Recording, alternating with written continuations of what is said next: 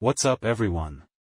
I just finished an incredible book called No Self, No Problem by Chris Niebauer that explores how findings from neuroscience align with ancient Buddhist teachings about the nature of self and consciousness. This stuff seriously blew my mind, so I am urged to share a full breakdown of the theory.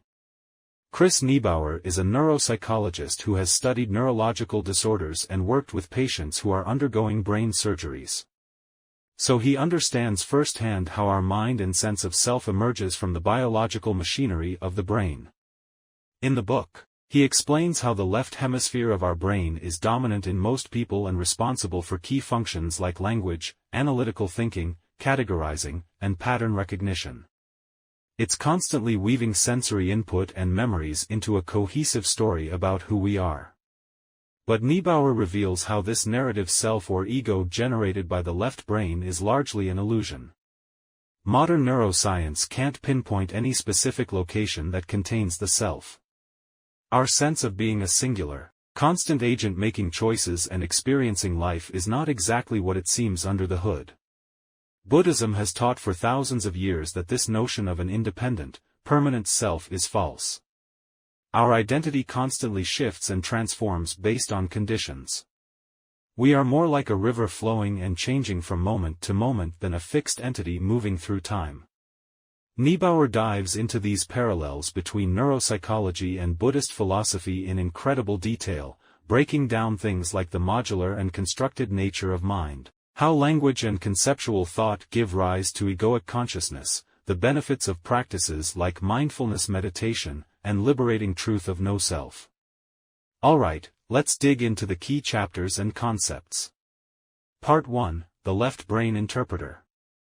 Niebauer begins by explaining how the left hemisphere specializes in turning sensory input into conceptual representations through processes like language, categorization, and pattern recognition. It takes the continuous stream of experience and divides it into logical symbols and stories.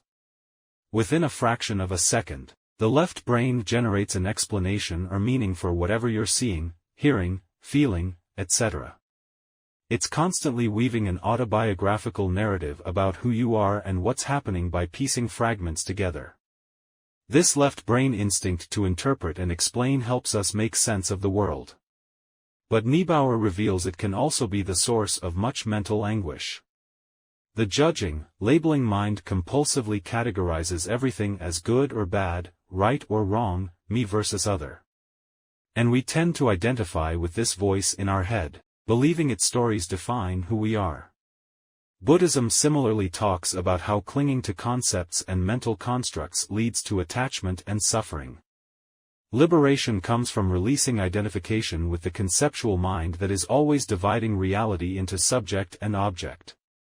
Niebauer argues that by recognizing the left brain's activity for what it is, just conditioned patterns and labels rather than absolute truth, we gain freedom from its limited perspective. We don't have to take its interpretation so seriously or let them determine our self-worth when we see thoughts as transient appearances in consciousness. Part 2, The Modular Brain. The left brain dominates because its skills at language and abstraction are crucial for function in the modern world. But Niebauer explains that neuroscience sees the mind as much more modular, distributed, and fragmented than our ego wants to believe. There are various systems handling things like hunger, sex, emotion, social status, threat detection, decision-making, and much more. It's less like a unified command center and more akin to a crowd of unruly specialists vying for control behind the scenes. The left brain just weaves their competing motivations into a convincing tale of self.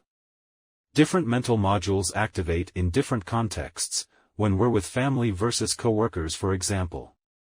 There is no single me, just shifting subpersonalities adapted to match changing needs and situations. We behave very differently under stress versus relaxation. Again, this resonates with the Buddhist idea of no fixed self, just ever-changing conditions and processes creating the illusion of permanence. Niebauer argues that seeing our mind as multi-determined rather than unified can help reduce suffering. We stop taking transient feelings and emotions as the totality of who we are in that moment, becoming less reactive and more responsive. Part 3, Transcending Self. A core part of the book dives into how this sense of being a separate self arises from the brain's capacity for language and conceptual thought. Words allow us to symbolize, memorize, analyze, and communicate about the world in incredible detail. But they also divide experience into categories and constructs that seem very real yet are ultimately invented fictions. For instance, a tree has no intrinsic name, we just collectively designated an arbitrary vocal sound to symbolize it. Niebauer describes how words help the left brain convert sensations that originally arise in prelinguistic experience into objects for mental manipulation. A flowing process gets reified into static things. We start to see ourselves as fixed characters moving from one moment to the next rather than an ever-changing process. Buddhism similarly sees this tendency towards reification and grasping inherent in language as the root illusion that needs to be transcended. Reality is empty of intrinsic labels, names, or characteristics, they get projected onto it by mind. Niebauer argues practices like mindfulness help us recognize this self without getting completely entangled in it. We can appreciate the functional value of concepts without limiting identity to their constructed boundaries. Part 4, The Awareness of Right Brain. If the left brain specializes in analysis via language, then the right hemisphere deals more in direct experience, emotions, intuition, creativity, and presence. While the left brain breaks down experience into abstraction, concepts, and symbols, and narrativizes them into self, the right hemisphere deals in concrete realities, and perceives them more immediately as an undifferentiated whole. It anchors the left brain's fantasies into the actual present. Niebauer describes studies showing activity in the right hemisphere increases when performing tasks requiring holistic mentation. The right brain also senses broader contextual information that the left interpreters often miss. Buddhism similarly talks about moving beyond clinging to representations by dropping into pure perception beyond labels. Practices like mindfulness meditation likely decrease left brain dominance, enhancing right brain skills for moment-by-moment awareness, equanimity, and non-conceptual wisdom. Part 5, The Illusion of Free Will. Another area where Niebauer finds alignment between neuroscience and Buddhism is the illusion of free will. We feel like autonomous agents in full control over our actions and decisions. But is this truly the case?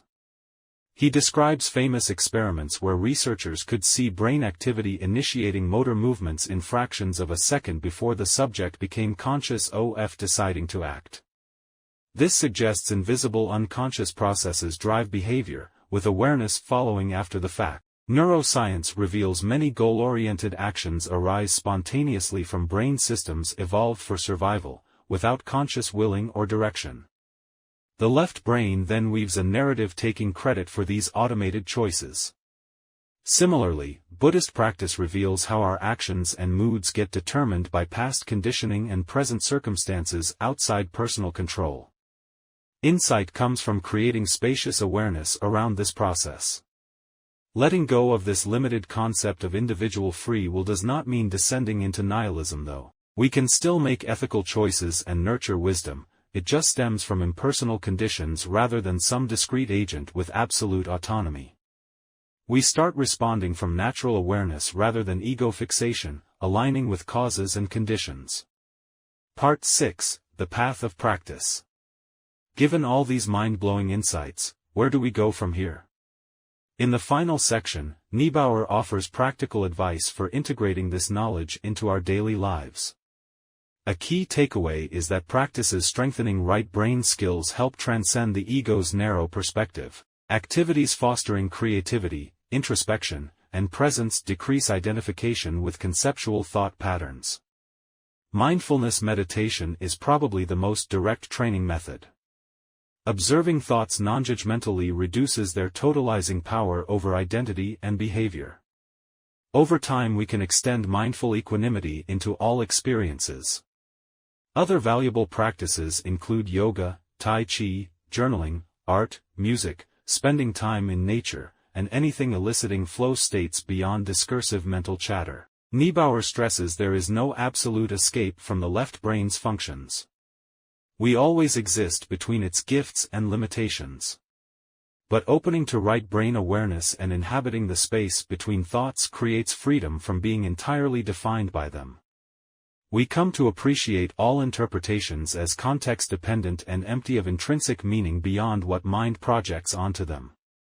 By dropping attachment to these mental fabrications, we wake up from imagined separation into the interconnected field of universal consciousness.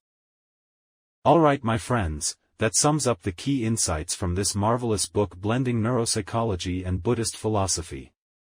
I barely scratched the surface of Niebauer's insightful analysis, so definitely check out No Self, No Problem to dive deeper. Understanding how the brain constructs the self illuminates so much about the human condition. Let me know your biggest takeaways in the comments. For now, be well and keep investigating the mystery of consciousness. Reality is infinitely stranger than any story. Peace.